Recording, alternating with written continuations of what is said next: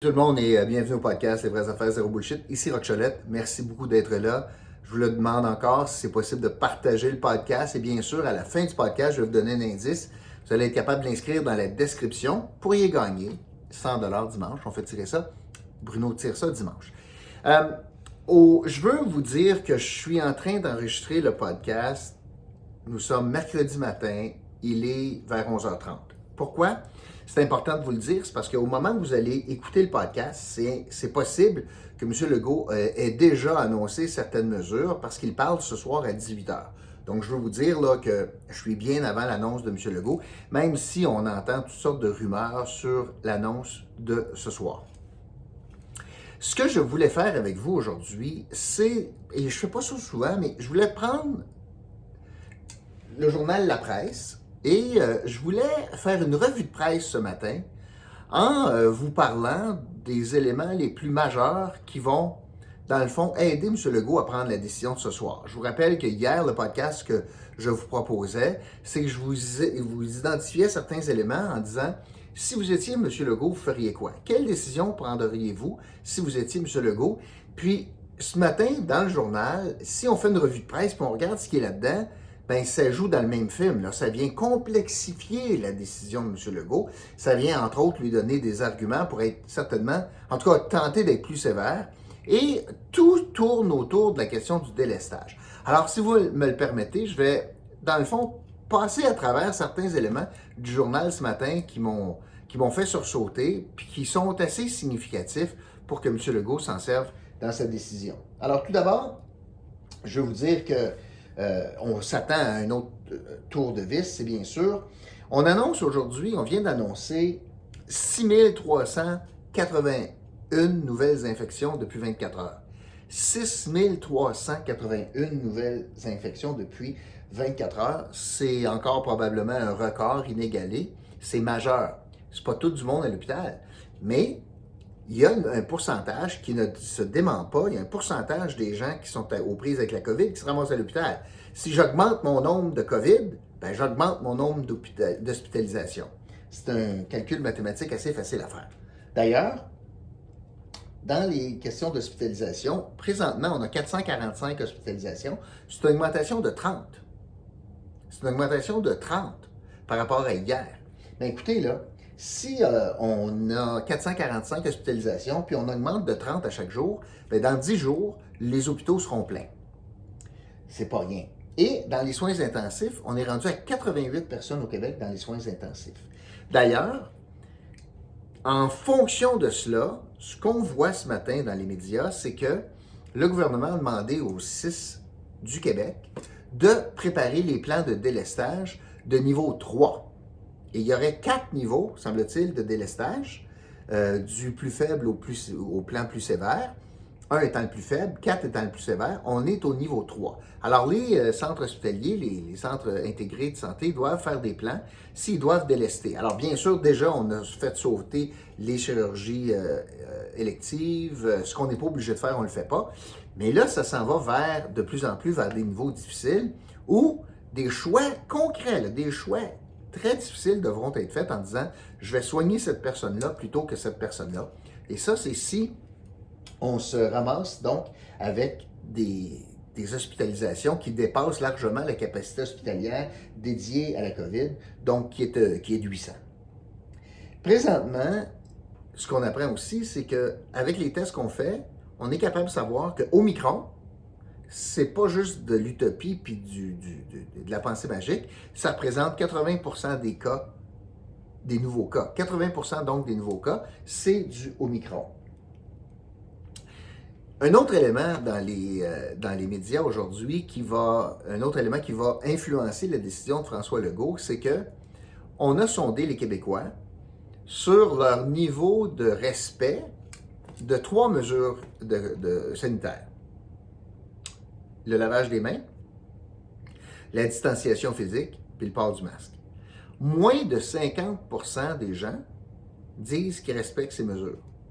Puis moi-même, à ceux qui ont dit oui, là, j'ai quand même des doutes. Alors, l'acceptabilité sociale de ces mesures s'estompe. Alors, le gouvernement est confronté avec plus de cas, plus d'hospitalisation, un virus plus contagieux, plus de dépistage, parce que regardez les lignes, puis là, on va avoir encore plus de dépistage avec les tests rapides. Puis avec ce portrait-là, j'ai moins d'adhésion pour toutes sortes de raisons. Les gens sont tannés, les gens sont sceptiques, les gens ont connu moins de contraintes depuis quelques semaines, quelques mois. Fait que tous ces facteurs-là, on avait commencé à revivre un peu plus normalement, mais les gens laissent de côté certaines mesures, ce qui place le gouvernement dans une situation où il doit prendre des mesures plus énergiques si je n'ai pas d'acceptabilité sociale sur des mesures assez simples comme le lavage des mains puis comme le port du masque.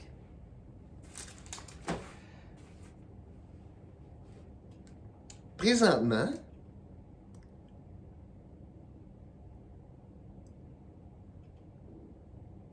on est n'importe où, dépendamment des endroits, entre 40 et 80% des lits d'hospitalisation et de soins intensifs qui sont destinés à la COVID.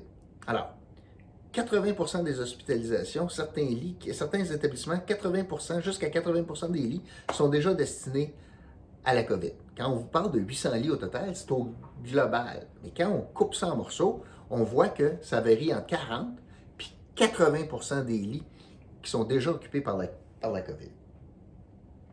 Les cas, on apprend ça aussi, les cas COVID ont augmenté quand on fait une moyenne mobile 7 jours.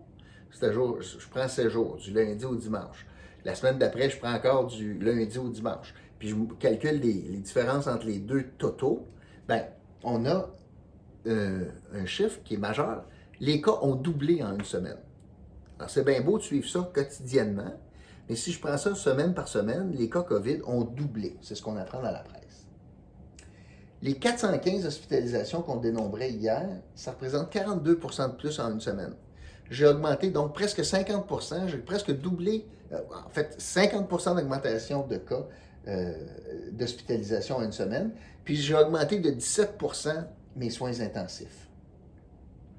Maintenant, ce qu'on apprend aussi, c'est sur la question de la vaccination.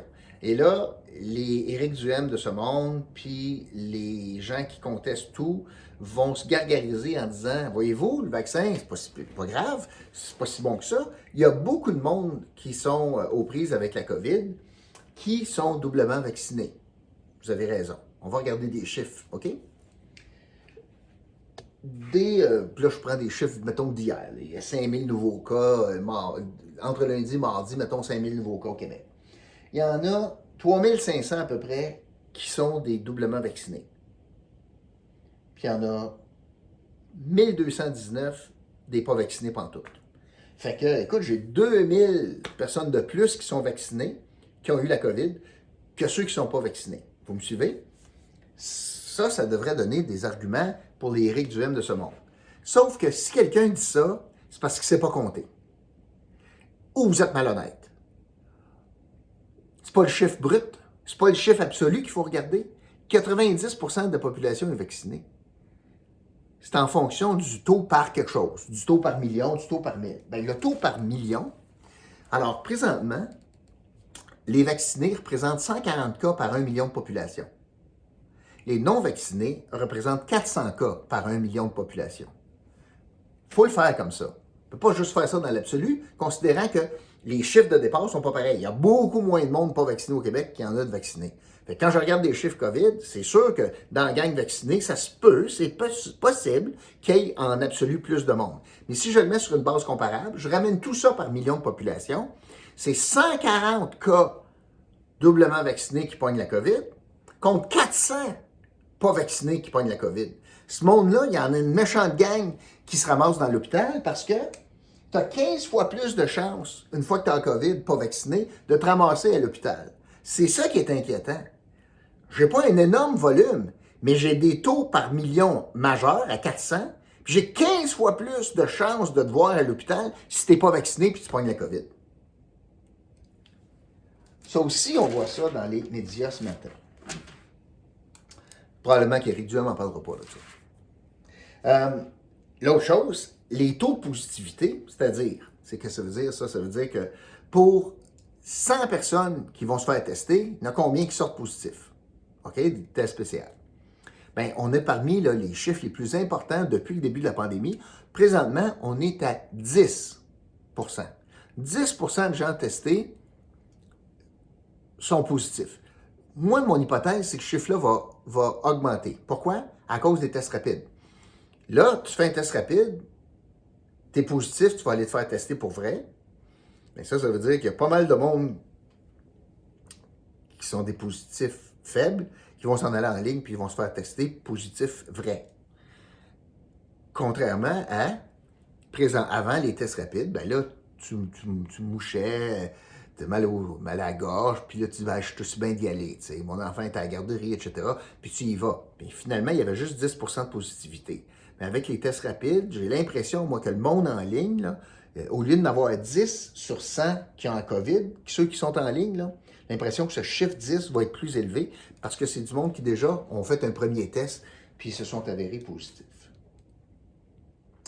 Donc, je voulais vous parler de cela. Après ça, on compare. Le Québec est le pire endroit, puis on n'est pas capable de l'expliquer encore. Le pire endroit pour les taux de positivité sur Omicron. Pourquoi? On est pire qu'en Ontario de beaucoup. L'Ontario a 3000, hier on recensé 3400 cas. Fait qu'imaginez, on est à 5-6 000 nous autres, puis l'Ontario sont à 3000, puis ils ont plus de population. Fait qu'ils font mieux. Pourquoi? Je ne sais pas. Est-ce qu'on a un meilleur respect des contraintes sanitaires en Ontario? Je ne le sais pas. C'est une possibilité, bien sûr. Alors, pour ce soir, je voulais vous parler de cela. Pour ce soir, M. Legault, c'est toute une job qu'il a parce qu'on est à 2 jours du réveillon. Il s'est déjà peinturé dans le coin. Et là, ce soir, il va être comme un genre de jongleur du Cirque du Soleil. Puis il devra, à mon sens, jongler avec 4 balles. 4 balles. Bon, une des balles, c'est bien sûr la santé publique, là, les recommandations d'Horacio, etc. Prendre ses décisions en fonction de la santé publique. Prendre ses décisions, deuxième balle, en fonction des capacités hospitalières. Ça, c'est le nerf de la guerre. C'est ça qui est le plus important. C'est ça qu'il veut protéger, parce qu'il veut protéger la capacité de soigner pas juste du COVID, mais soigner d'autres gens également. Fait que la deuxième balle, c'est pas juste la santé publique, c'est la question, bien sûr, des capacités hospitalières. Ça, c'est la deuxième balle. Si c'était juste ça, c'est assez facile.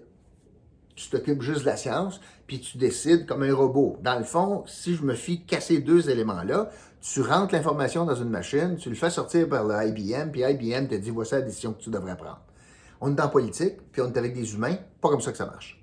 Alors, les deux autres balles pour faire 4 que M. Legault doit jongler, il y a toute la question de la santé mentale, puis du monde qui sont tannés, puis du monde que tu joues au yo-yo avec eux autres, puis que c'est fragile, ça. Parce que la quatrième balle, elle arrive rapidement, c'est très certainement l'acceptabilité. Parce que demain matin, tu annonces des mesures trop sévères, trop nombreuses, irréalistes, ben, tu vas avoir la majorité des Québécois qui ne suivront pas cette consigne-là. Je sais pas, moi, s'ils mettaient un couvre-feu à 3h30 l'après-midi, moi, je pense qu'il y a pas mal de Québécois qui diraient « Voyons donc, non. » Puis, coudonc, je suis pas une étiquette, là, ça va faire. Là, t'sais. Fait que là, ça va faire, là, je suis tanné, puis il m'a faire à ma tête. Ça guette énormément le gouvernement. Il ne faut pas qu'il traverse cette ligne-là. Donc, il faut qu'il jongle avec ces 4 balles-là, ce soir, pour en mettre juste assez pour essayer de casser cette vague, COVID, Omicron, juste assez, puis pas trop, pour perdre l'adhésion de la population. Alors, c'est toute une job ce soir. Puis ça, je vous parle même pas d'une 5e possibilité de balle, tout l'aspect politique de cela, l'aspect je recule, je sais pas où je m'en vais, etc., etc. Puis j'en parle pas parce que je pense que ça ne fait pas vraiment partie de l'équation. Et ça, c'est l'avantage d'un gouvernement qui est fort dans les sondages. Si M. Legault était nez à nez avec les libéraux, la 5e balle viendrait en jeu. Avec l'écart qui existe, la 5e balle n'entre pas en jeu, je pense, aujourd'hui. C'est ce que je voulais vous dire. Et donc, aujourd'hui, l'indice du jour, parce que ça va être le moment où on va avoir pas mal de téléspectateurs à l'écoute, l'indice du jour sera 18h. 18h, parce que M. Legault s'adresse aux Québécois à 18h, puis on va voir quelle sorte de Noël on va passer, puis de jour de l'an. Alors, merci beaucoup d'avoir été là. C'est l'indice du jour à inscrire dans la description. Puis, vous risquez de gagner 100$ dimanche. On va faire tirer ça juste après Noël. Donc, merci d'avoir été là. Puis, je vous retrouve demain, le 23, pour parler justement de la décision de François Legault qui sera annoncée à 18h, qui est mon indice. Salut tout le monde.